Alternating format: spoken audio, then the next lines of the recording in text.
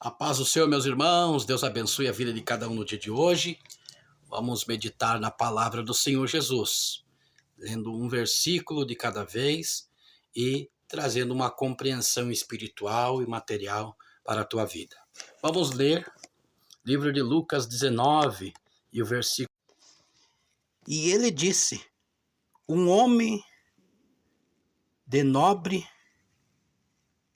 nascimento foi para uma terra distante para ser coroado rei e depois voltar. Aqui nesse texto, nós vamos adentrar agora, está Jesus contando uma parábola. E muitos estudiosos sabem o que é parábola, uma comparação, algo que traz uma ideia semelhante à outra. É colocar junto.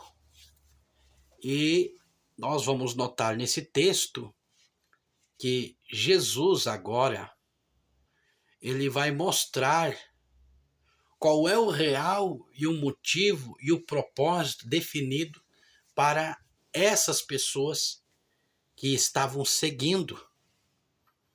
Era uma grande multidão que acompanhava Jesus.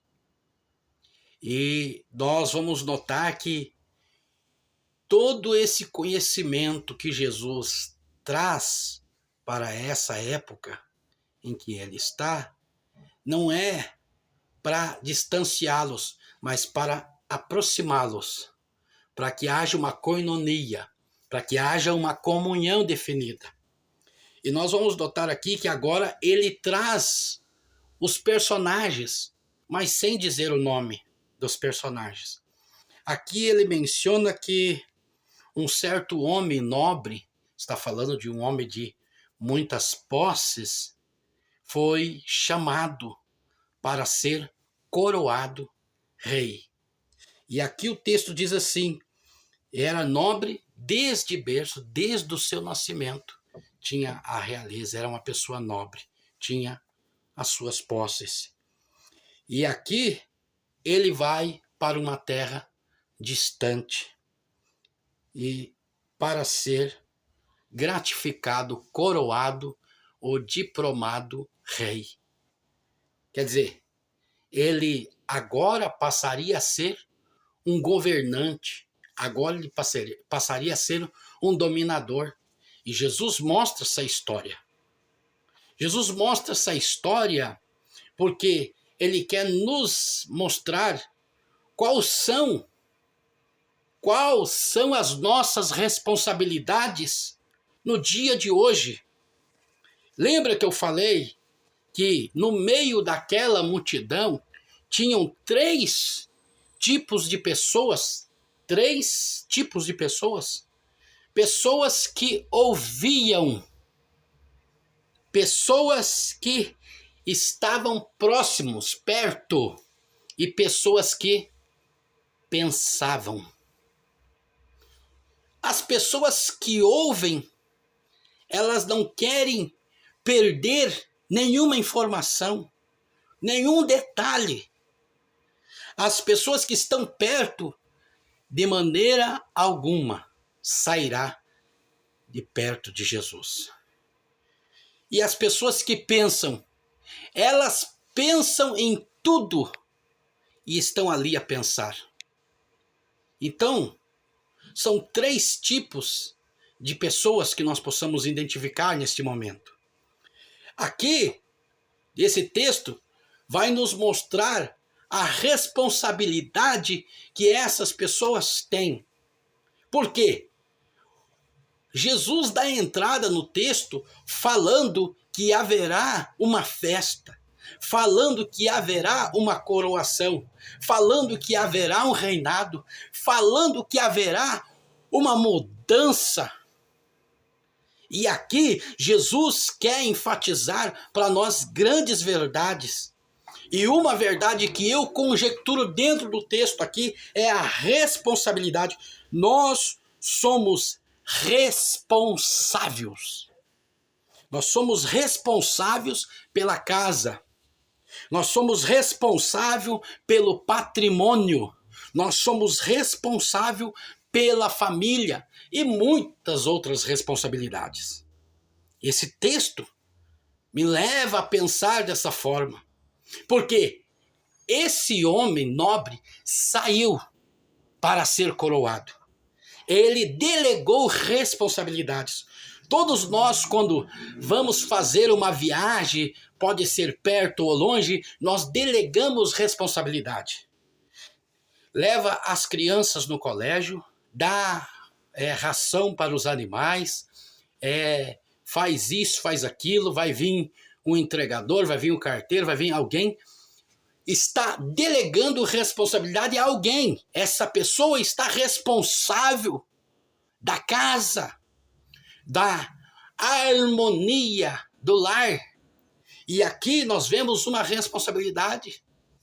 Nós vemos a responsabilidade do patrimônio, porque essa pessoa que ficou responsável, ela estava responsável pelo patrimônio. Tinha que fazer as compras, tinha que fazer as medidas de roupas, tinha que pagar alguns débitos, algumas dívidas. Então ela estava responsável pelo patrimônio. E nós vemos aqui também pessoas responsáveis pela família, que hoje poderia ser o mordomo, podia ser o chofer, levar um no colégio, levar um na igreja, levar um em tal lugar. Então havia responsabilidade. Ele delegou responsabilidade. E na sequência do versículo,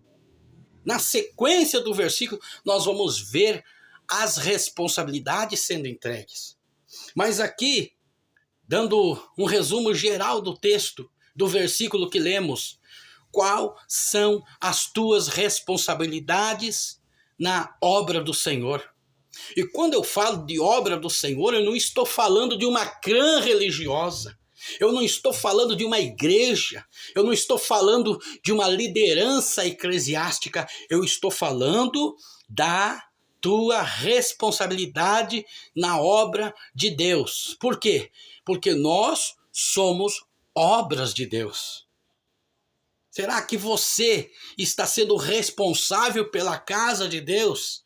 Casa essa que a própria Bíblia diz que nós somos templo e morada do Espírito. O que quer dizer isso? Quer dizer que nós somos casa de Deus e Ele mora em nós. Se Ele mora em nós, a nossa casa tem que estar perfeita. Tem que estar perfeita esta casa. Quando essa casa está perfeita, meu amigo, esta casa está perfeita, ela reflete a perfeição. E esse reflexo mostra que você não é um ladrão. Quando você tem Cristo, deixa Cristo morar dentro da tua casa, mostra que você não é um bêbado, mostra que você não é um bandido, mostra que você não é um corrupto, mostra que você não é um caloteiro, mostra que você não é um trambiqueiro, mostra que você não tem coisas horríveis para que as pessoas enxerguem você. Só tem coisas boas, é uma pessoa alegre, é uma pessoa tranquila, é uma pessoa que procura o bem, é uma pessoa que não toma o que é dos outros, é uma pessoa que está ali alicerçado nos frutos do Espírito que eu já falei, paz, longanimidade, amor, benignidade, mansidão e muitas outras coisas, reflete nesta casa. Aqui a casa também fala sobre o patrimônio. Qual é o patrimônio que o Senhor deixou para você? Ele deixou um patrimônio para você ensinar a teus filhos, aos teus netos, às pessoas que estão com você sofrendo. Elas precisam receber essa herança, esse patrimônio. Você tem que passar, você vai sair um dia dessa terra, mas vai ter que deixar um legado. E qual é o teu legado de fidelidade? Qual é o teu legado de sabedoria, de conhecimento, de estrutura? Qual é o seu legado? É que nem a formiguinha, vai ter com a formiguinha, ela está uma ajudando a outra. Salomão falou sobre isso. Vamos pesquisar mais a fundo nesse texto e eu acredito que o Senhor vai falar contigo. Então cuide daquilo que Ele te deu, tá bom? Deus abençoe e que a palavra do Senhor esteja em vosso coração. Até o próximo versículo. Fiquem todos na paz do Senhor Jesus.